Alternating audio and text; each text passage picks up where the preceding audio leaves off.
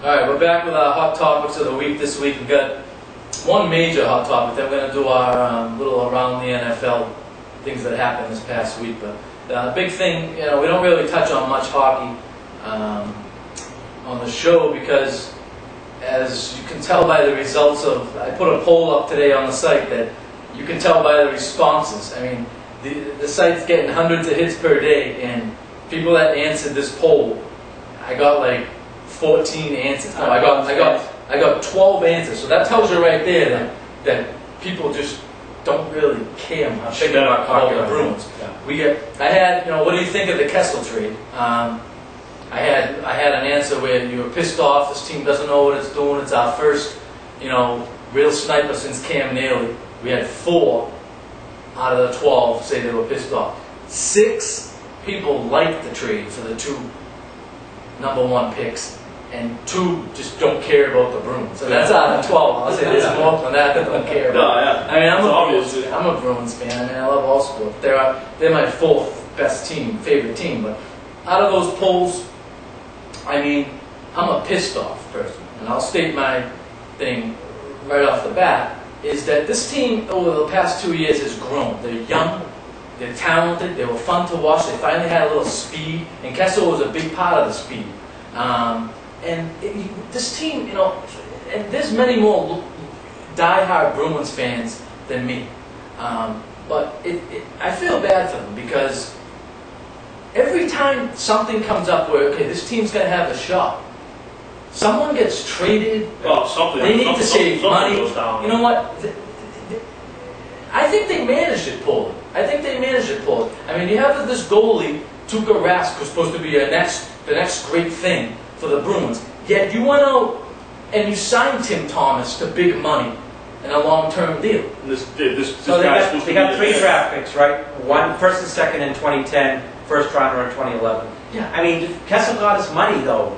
It's a $27 million. Yeah. No one's saying Kessel didn't get what he wanted. Yeah. Kessel got what he wanted. He got everything he wanted. He got out of town. But the draft picks in the NHL are the biggest crapshoot out of any professional sports. This kid's proven himself. Leagues. What is he, 21? He's 21 years old, and they say, he's immature and this and that. No, I mean, yes, maybe he is, but so what? I mean, he's gonna grow out of it. 36 goals He's last year. He's a sniper. 24 Who is going to score these goals? Yeah. Who is going to score these goals? I just Milan Lucic, Wheeler, another guy on the Bruins. I mean, to talk about Marco Stern. The man's never healthy. I don't want to hear about him until he plays a full season. He plays a full season. I don't. Yes, he shows flashes, but then he gets hurt. So I mean, it was just exciting because you finally got a sniper to me. And now he's gone for picks that now some people are saying, okay, middle of the year, those 2 first rounders can get spun off to a team that's trading a high-end veteran. Yeah, that can help you be a rental. Now he's coming off the shoulder surgery, right? So he's not going to be able to play till late November. That's what they're saying. But so is Krejci coming off. David Krejci's coming off surgery, and they signed him to big money. They chose Krejci. Krejci's a hell of a player. Now, this is the kid who had cancer too, right? I mean, that's he came off that, and that's great. But apparently, there's some so-called attitude problems there. The kid's young. No, I'm just saying that this is you're right, because the guy said one of the anonymous. I love that. Speak like a man, okay? Speak like a man. I love anonymous quotes in sports. Step up and grow a set. Yeah. They called the guy and said he's a pussy. He's nothing but a pussy. You know what? Good. I like a big pussy like him that scores 40 or 50 goals. That's what Milan Lucic's for, to beat the shit out of somebody who messes with your pussy. Absolutely. So, I mean, I don't want to hear it. There's been plenty of pussies in the NHL that get protected. Wayne Gretzky was a pussy. He got protected. Absolutely. I mean, I'm not comparing Phil Kessel to Wayne Gretzky. Oh, hell no. I'm not saying that, but bottom line, it's disappointing on a couple levels. Number one, Claude gets paid to manage egos and manage pussies. It's his job. Get on the ice and do your shit, dude. No, exactly. They traded him to a rival, and I think there was a better deal in place. If I'm correct, at draft time, where we actually could have got a player of value to help us out with it. I don't remember all the details, but I know that it fell through. I should know the details. So bottom line, I'm against it too. I think if you're a real Bruins fan, you see this kid's proven himself. He's really young. He's on the cusp of being a scoring leader. So I was scoring a goals leader. Okay, my thing is, Yes, they were tied, but why were they tied? Let's look at why they were tied.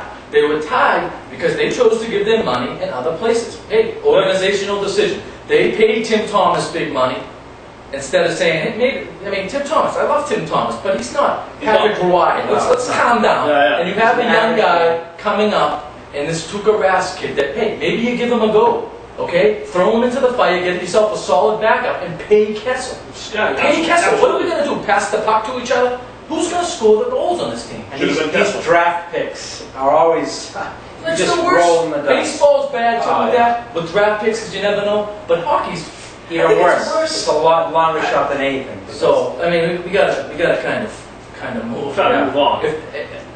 Those two number one picks, I don't want the Bruins using those picks. Thumbs down, thumbs down on that. Traded for a rental beginning at the middle of the year, and let's make a run at the cup. And then, hey, if we lose the rental, we lose the rental. At least we got something out of this trade. Unanimous on this, all thumbs down on that. I have absolutely.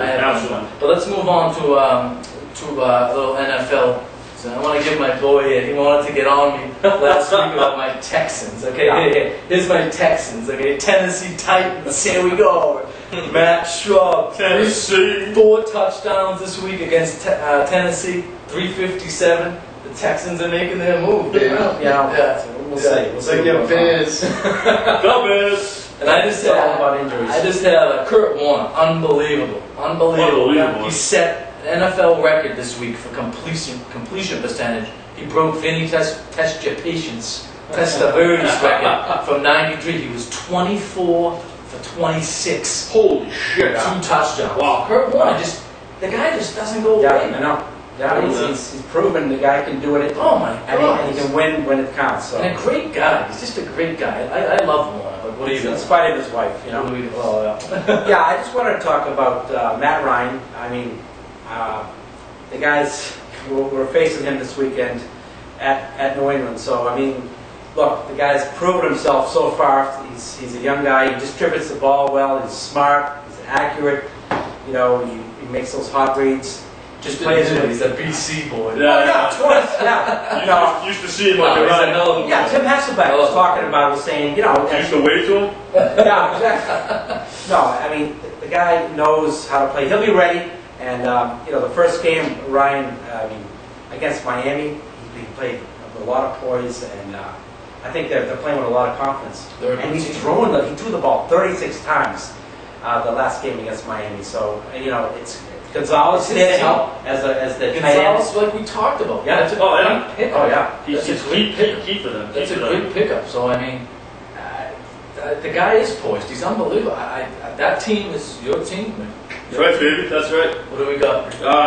You know, Drew Brees and his mullet, 9 years out of the box in 2 games. And I thought there was, just real quick, a couple of close games this week. You know, you got San Diego and Baltimore. You know, towards the end of the game, real close. You got Big Papa Lou was coming out, stopping him on the 4th down. You know, and the Pittsburgh Chicago. The Pittsburgh Chicago game is another example. Yeah, that was you know, and even the Miami Colts game. You know, they could have made a better call. Instead they settled for the field goal, gave Peyton Manning way too much time. I mean, they barely had the ball. I mean, you have to give Manning credit, whether you like him or not. The man was down the field, put the game away. Seconds. He did. I mean, he put the game away. So big game for the Pats this weekend.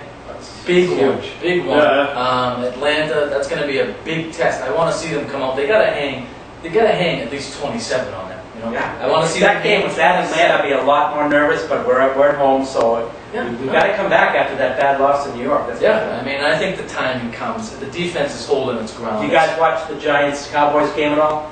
That was a hell of a game. Yeah, that was the Giants look good, but I mean, I didn't expect. I was just so happy the Cowboys lost. Season opener. Jerry Jones is like this plastic. He's melting. Yeah, exactly. I'm melting. All right, that's gonna do it. We gotta wrap it. Thanks to my co-host Steve Marshall. See you next week, kids. Tommy Slatman. See you next I'm week. Chuck Camp. Thanks to my stepson Mikey and the editor Michelle Hanf. Smitty the cameraman. Yeah. We'll see you next weekend. Until then, stay thirsty, my friend.